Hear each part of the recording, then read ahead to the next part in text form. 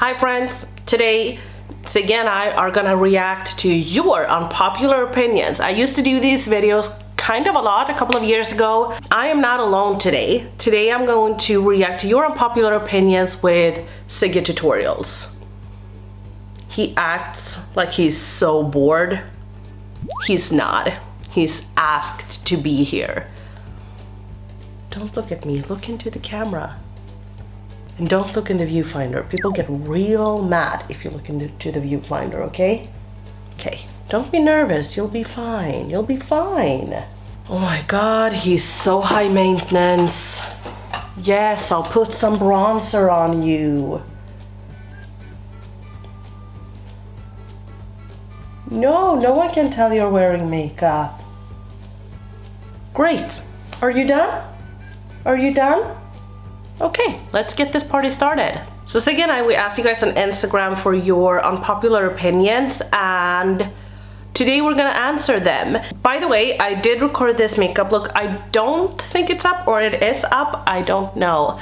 If it's up, I'll link it right up here. If it's not, it's coming, but it is with the Beauty Bay New Romance palette. They sent it out to me, and I thought I would do something a little bit more creative today and created this little cut crease. I never do cut creases anymore, so that was fun. Do you want some? Disgusting. Most of you guys actually said, so I don't think that this is an unpopular opinion, but that bushy eyebrows looks like caterpillars and that you don't like that look. I disagree. Some of my girl crushes has bushy brows and they are phenomenal. If I could have a bushy brow, I would, but I can't. I don't know how to do brows. Today they look like this, tomorrow they will look completely different. I really tried to do the bushy brow trends from time to time, and I'm just not good at it, but I wish I was. I wish I had like a thick brow, but I get this kind of shape. Well, I paint it on. I get, you have seen me without makeup, you know how they look. And then I get a ton of hair down here, nothing else. So I don't know what to tell ya, but I love a bushy brow. I think it's beautiful, but on some people it can look really harsh and unflattering, really hard and unflattering. By the way, this is an energy drink, not alcohol. I wish I had alcohol. Ooh, here's a big one. Pat McGrath isn't worth the money. I was about to say that I haven't tried anything from Pat McGrath, but I have a little quad that I have from her, the Celestial Divinity Luxe, whatever it's called. I've done a tutorial with that. I can link that right up here, but I will have to agree. Like, some of her shimmers are just meh, but I don't think that there's any like special shade in those palettes, which means that I can't really say anything about that kind of formula. But having said that, I love Natasha Denona, so I can't really say that much about it, but yeah, I respect your opinion. Natasha, Pat, and etc., like luxury makeup is a waste of money. There are gems at the drugstore, and I totally agree. There are gems at the drugstore, but I don't agree that it is a waste of money. I would say that most makeup is a waste of money if we're really gonna look at it. Like, you could purchase a mascara, one eyeshadow palette, two eyeshadow palettes, perhaps like one neutral, one colorful one, and then like just have one of each item, like one bronzer, one blush, or a blush palette, you know what I mean? And everything else is a waste. Everything that you are not gonna use every single day could be a waste. So you have to accept the fact that some people will tend to go the more luxury way versus some people tend to go to the more drugstore option. And it has nothing to do with what your income is. Well, a little bit obviously, but you can have a lot of money and still go towards the drugstore brands, because you just can't justify purchasing a foundation for $60, you know? So I understand, but I don't think it's a waste, because a lot of the times when it comes to luxurious brands, the packaging and everything else is better, and it's the kind of like experience with it. It's the same thing when it comes to like skincare. Let's take skincare for like an example. You can do so many skincare steps that doesn't do jack shit for your skin, or you can mix two different serums. Like say for instance you go in with a serum and then another serum on top, which contains different ingredients. Some ingredients aren't really friends with each other, so they will kind of counteract each other, which means that they will basically do nothing for your skin, which is a waste. Yeah, if you look at it that way, but the person might love to apply skincare. They might love that self-care aspect of it, and in that case I think it's definitely worth it. Okay, this is fun. Most duochrome shadows looks muddy and patchy on the eyes. I agree with this one. I don't have a lot of experience with multi-chromes, let me tell you that. I have I have two from Natasha Denona that is like the liquid forms, and I don't think they look muddy. I don't think they look bland or anything like that. I think that they are really good. But a lot of the times I see these beautiful swatches on Instagram where people take photos and like film, and it just looks beautiful when you see the shifts. And then when I go to YouTube to look at a tutorial or something, it just looks dark, and like, because you have to have some sort of like a base. It's like I say with blue shimmers, a lot of the times they look beautiful in the pan, like especially like take for instance from the Dose of Color Friendcation palette. That blue sparkly shade looks absolutely beautiful in the pan, but to me nowadays it has a little bit more of that black base, which means that it kind of applies pretty dark on your eyes, instead of how the blue applies in the Pat McGrath quad that I said that I had. That applies a little bit lighter and a little bit more airy and a little bit more like, yeah, just lighter. It doesn't have that black base that a lot of blue eyeshadow has, and a lot of multi-chromes kind of have that shape. So a lot of the times if they shift from pink to green to dark to red or whatever, it has that black base, which makes them look really patchy on the eyes. And muddy, I mean, not patchy, but muddy. The same person said, you only need 1 or 2 neutral palettes and you're set, no need for more. Let me tell you this, that no, that is not the case at all. Well, okay, in terms of need, yes, but that same, this is what grinds my gears so much, because I feel like a lot of people that loves color just don't really understand neutrals. And I used to be one of them, so I'm not saying anything about it, but let's just hear me out. You say you only need 1 or 2 neutral palettes and you're all set. Okay, fine. But that would mean that you only need to have 1 green palette or 1 colorful palette, you know, 1 green palette, and then you're all set because you have all of the greens. And then you only need 1 blue palette, 1 purple palette, 1 pink palette, and so on. So you only need 1 palette for each color that is in the color wheel, right? Because all of the other shades, you could technically, if you have like a really deep purple, you could just mix it with a white to make it like a pastel purple. The same way as a green eyeshadow comes in so many different forms, a neutral brown shadow comes in so many different forms as well. Let's take the Anastasia Soft Glam palette and the Anastasia Sultry palette. They are both neutral palettes. Are they the same? No. The Natasha Denona Gold palette, is that the same as the other two? No, completely different. The Too Faced Born This Way palette, you know, the one that was like all different sizes, is that the same as the other ones? No. Oh, my friend left me, great. But the Charlotte Tilbury Pillow Talk palette, is that the same as any of those palettes?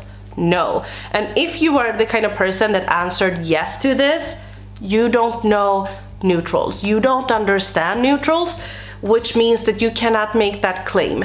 Sorry. But there are differences when it comes to neutrals, the same way there are differences when it comes to a blue eyeshadow or a green eyeshadow. I'm gonna have to skip some and maybe do a part 2 to this. Ooh, this one as well. I don't like nude lipstick. It looks weird to me, especially on the inner part of the lip. Where? Here? Where does this look weird? It matches my skin color. But if I have a black, it won't match. If I have a red, it won't match. Here, this matches me. Where does it look weird? You can't say that I look weird. No, I have. But I understand your opinion. If you don't like it, I think it's stupid of you to wear it. So don't. This person tried to get to me. So before I posted this, like, let's leave your unpopular opinions, I was like, can someone tell me when Cult Beauty is going to restock the new Patrick Ta palette? So I didn't get any answers about that, but, well, I got a lot of answers like, you buy it, don't buy it. I'm like, that's not what I asked. When was my question. But this person said, no one needs the new Patrick Ta palette. We all have those shadows already. So could you please tell me then, in which palette do I have those 2 cream eyeshadows? In which palette? I'm waiting. Oh, you're wrong. Okay, I get it. Yes, you are wrong. You're very, very wrong. Thank you. It's good that you could admit that. Lip gloss is a waste of time and money. It comes off too quick and is sticky or gritty. Gritty it can be if something like catches it. What? Don't know what you're talking about.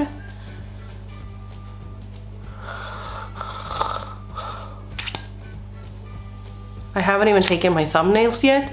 Maybe I should before I start acting like a kid.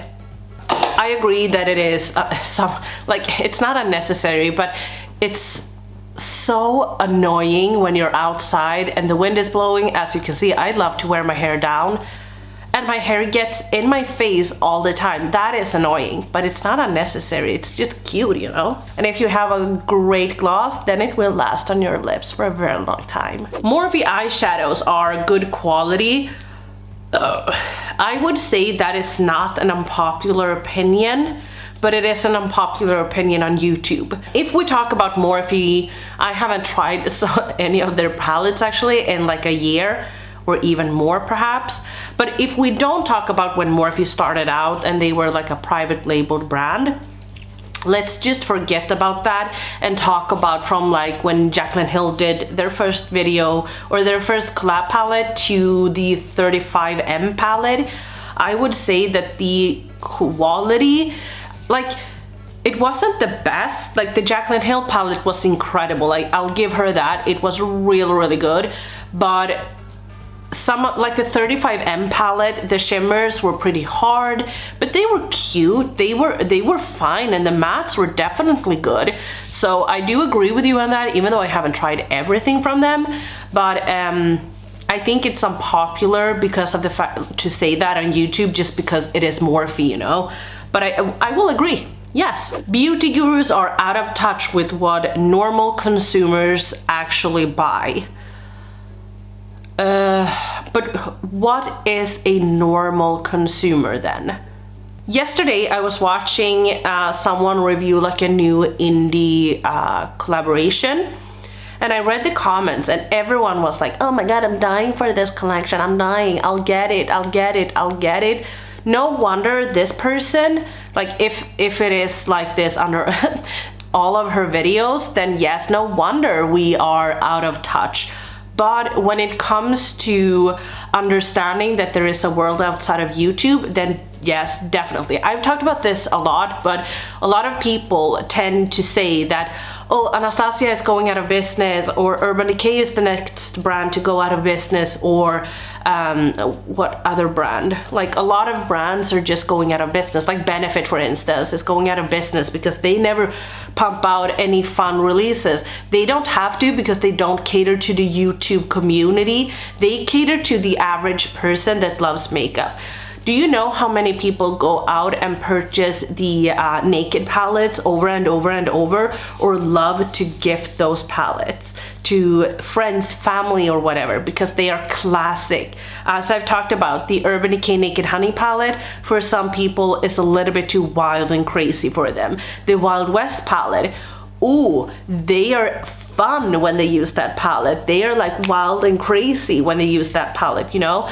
Benefit, do you know how many people repurchases their brow products and their Hoola bronzers and all of that?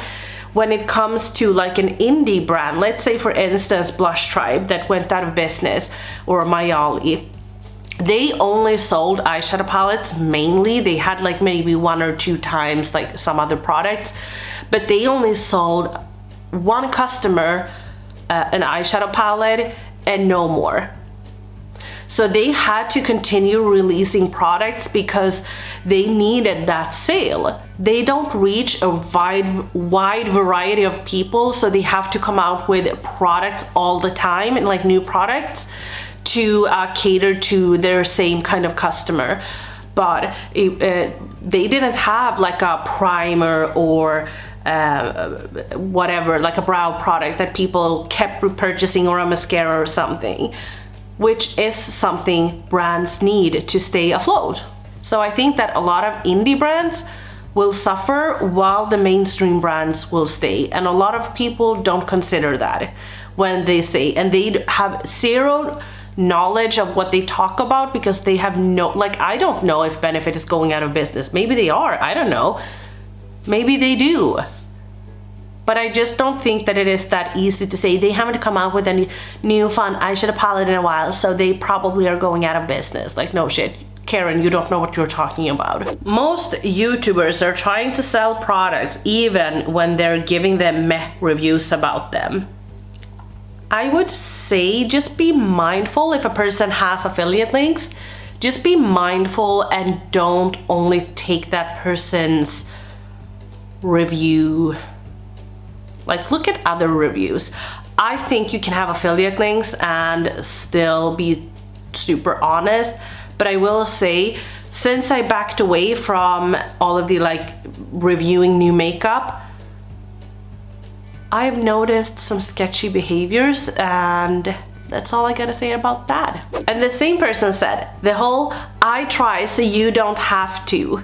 I don't buy that. Yes, adults make their own decision, but they're called influencers for a reason, even if it's a bad influence. I agree. The whole I try this so you don't have to. No, you try it because you thought that it would bring in a lot of views.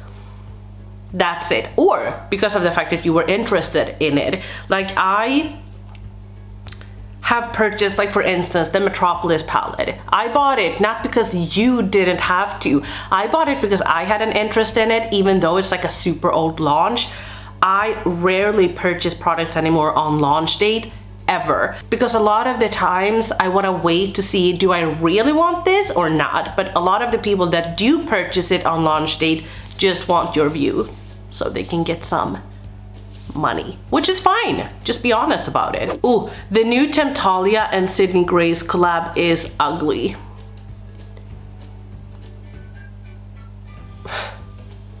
I saw a person post. They had gotten it in PR. So I saw a person post on 2 palettes, and I was like, oh, I didn't realize that it hadn't launched yet, so I thought that it had launched. So I thought that this person bought a palette and was sent a palette in PR because the 2 looked the same. And I will agree, like, I think that Sydney Grace has done some beautiful palettes. I think Temptalia is so knowledgeable when it comes to makeup. I just didn't like the collabs either. I didn't like the collab palette. And also, when I a lot of the time search for like an eyeshadow palette and come to Temptalia's website, I can instantly tell that she has like mixed so many different colors on her eyes. And that is not my makeup aesthetic. It's nothing wrong with her makeup aesthetic. That's not what I'm saying. It's just not the way I wear makeup. So we just have different taste, and they don't, what do you say, tickle my pickle. I hate that phrase, I really do. I need to find something else to say. There is no right way to do your makeup. I can't stand when someone says you're doing it wrong.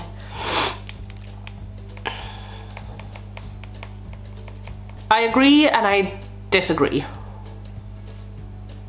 I think there is a right way to do your makeup, but I understand your point. I think that as long as you use makeup on your face or leg or wherever, then yes, you're using it properly. But I also really much value when a makeup artist says that this is the correct way to do it. Like I really value videos like that, and it gives me a little bit of perspective, and it can kind of make me think a little bit differently. Like for instance, when contouring came out, I loved watching videos from real makeup artists say that this is how you do it, this is how it's supposed to be, this is how it's supposed to do, this is the correct way. So I get that I understand why they say it, but of course you can use foundation as eyeshadow if you want to. You can use concealer as eyeshadow, you can use concealer as lipstick, you can use lipstick as blush if you want to. I think a lot of us could really benefit from using our lip or products in different ways. Like I've said about my Milk makeup blushes, I will never finish them up. There's so much product in them. But what if I started using them like lipstick? Then maybe I would have a chance of using them up. I just need to change the mindset that I have, so I understand. Beautubers, I love that term, Beautubers. Beautubers that likes everything they get sent in PR are fake as hell. Yeah, you know, we all have different preferences, and it kind of depends. Like if you're a small creator and you have been sent 3 products in PR for your entire YouTube career and you like them, no, I don't mean that you are fake as hell. But take Trend Mood for instance. Trend Mood is a different, like I get why she's the way she is, but just hear me out. Like she posts about all of these products, and she has never said anything bad about anything. She's like, oh, look at this pigment, or look at this, blah, blah, blah. She's basically trying to sell it to us. Use her code so she can purchase more Louis Vuitton handbags. And I understand that because she has a sort of page. It's not a review page. It's just like, here's the new shit. Purchase it if you want to. Here's a code I have. So that's different. But when a YouTuber that gets sent PR on a weekly basis, some people get sent PR on a daily basis, and they love everything, I kind of get to question their integrity. Or as I've talked about before, if I see that someone usually does like a review of this product in a different way, like let's say for instance they usually like, you know, slather it on and they're like, yeah, this was fine, this was good, and then they get it in PR and they start to apply it and like, oh my god, it's illegal, it's so good. Then I start to question them. And I've seen that happen many times, and I am always very, very mindful.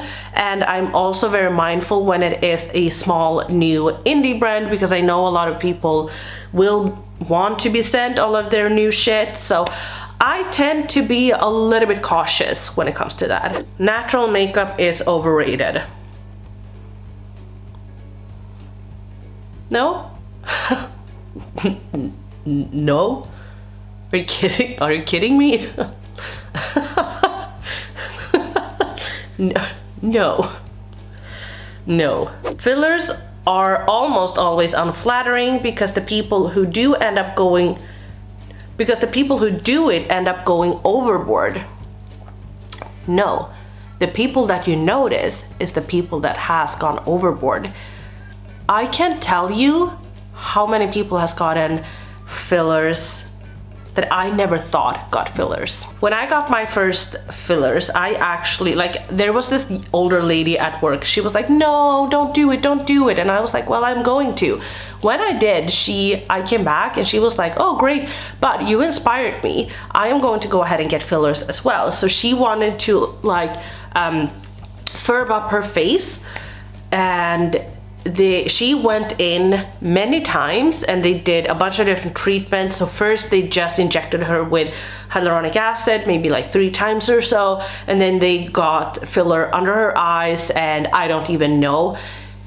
Today she had like she actually had a lot of wrinkles, and now she still has wrinkles but not as much, and she does not have this like firm face. She does not have like a Botox face. She looks like she has just aged gracefully and maybe a little bit more. Again, the people that you have noticed has gone overboard. The people that you don't see is the people you would never suspect had fillers. Urban Decay is still an interesting brand. 100% agree with you. They are a so much fun brand. They cater to so many people. It's just the colorful bitches that hates them. It's like, oh, this is so boring. If they don't get on their PR list, because then they're like, this is really revolutionary and really good. But I agree. I think Urban Decay is such a fun brand. Not only when it comes to like, look at their complexion products that they have come out with lately. Great. Look at the Wild West palette. I know a lot of people hated it. I love it. I think it's fantastic. The Urban Decay Naked Honey palette, great. What else have they come out with? Stuff. Okay, so this is from someone that I know woke up in a bad mood. This is someone that I talk to a lot, and I actually DM'd her when she had left all of her unpopular opinions and was like, you bitch. She was like, I haven't had my morning coffee yet. Fake lashes are for people who need to hide how badly they did their eye makeup. Sometimes that is very, very true. Sometimes that's very, very accurate. Not always though. Fake lashes is beautiful. I think that a lot of people love fake lashes, and I think it's beautiful. But I agree, sometimes people put on a thick lash and you kind of hide all your mistakes. This one I agree with. Lots of mascara on your bottom lashes is classy AF. Thank you, friend. Thank ya. No, it's not a holy grail if you just bought a product and put it on your skin 5 seconds ago. Still the same morning tired person, but again, I will just have to bend over and clap my hands or spread my cheeks or something. I agree with you. I am so tired of seeing people apply something and they're like, this is my holy grail. No, it's not. Tell me it's your holy grail when you have used it for 5 years in a row without interruption and repurchased the product 50 times. Then it's your holy grail. Now, it's just a great first impression. Here's the other side of the spectrum. So the Glamlight and Michaela collaboration. No, thank you. We don't need any more big colorful palettes. I mean, first and foremost, I don't know who Michaela is, so I'm glad that she got a collaboration. But with Glamlight. Glamlight must be the shittiest brand that has ever existed. Ever. Glamlight needs to own up to their shit, apologize to their customers, and people have to acknowledge the fact that they are liars. So no more Glamlight. People on YouTube glorify mediocre products. Yes, they do. This is good. It's not great, but it's good. I think you should go ahead and purchase it. I linked it down below. I have an affiliate link. definitely check it out if you like a mediocre foundation. Like if you like your foundation to crack after an hour and just run down your face, then this is great.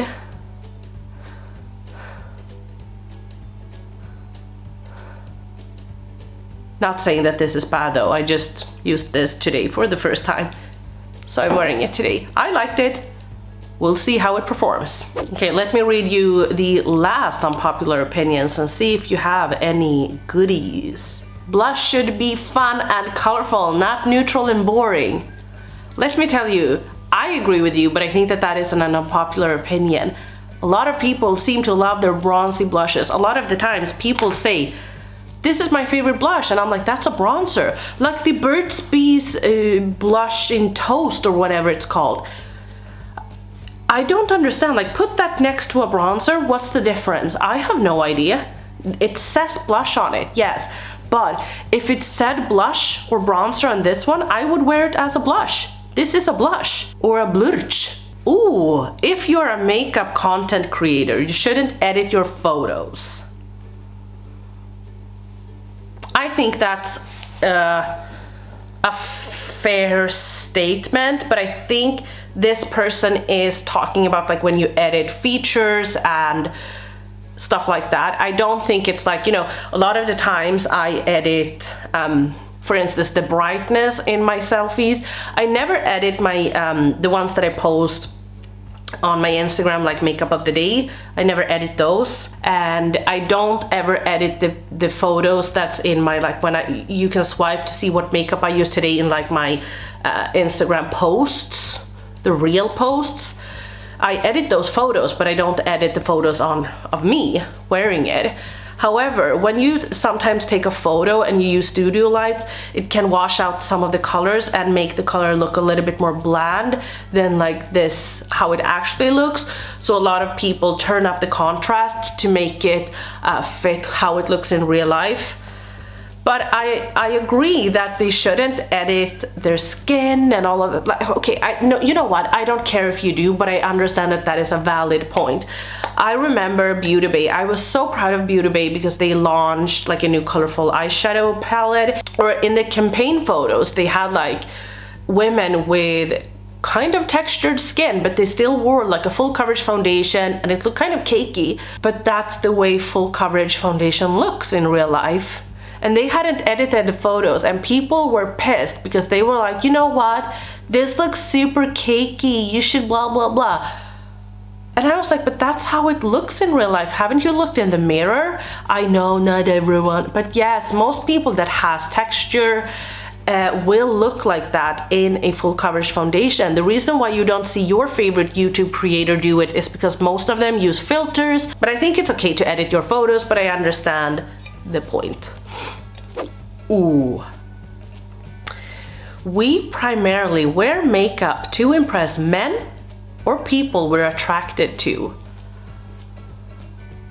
Oh, wow. No. No, no, no, no, no. I disagree. You know what gets me to wake up every single day?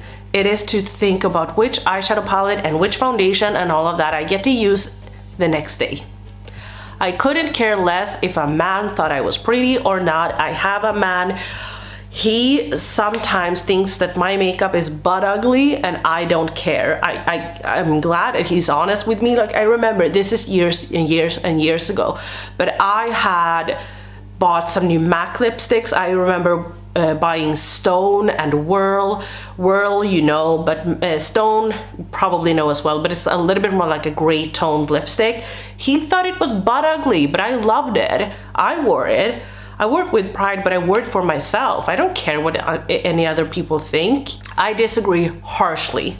Beauty YouTubers who try to be political advocates equals, and then it's like a clown emoji, stick to makeup. I think it's great to talk about real things again, I've said this before, I want to be like a makeup channel and like a podcast, which is why I do so many get ready with me videos.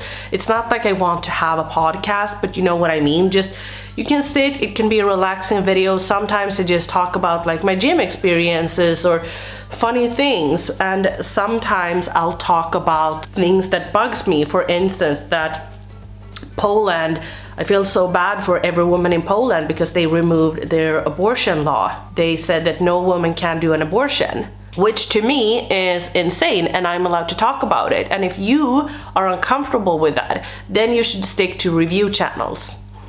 Or just don't watch Get Ready With Me videos and stuff like that.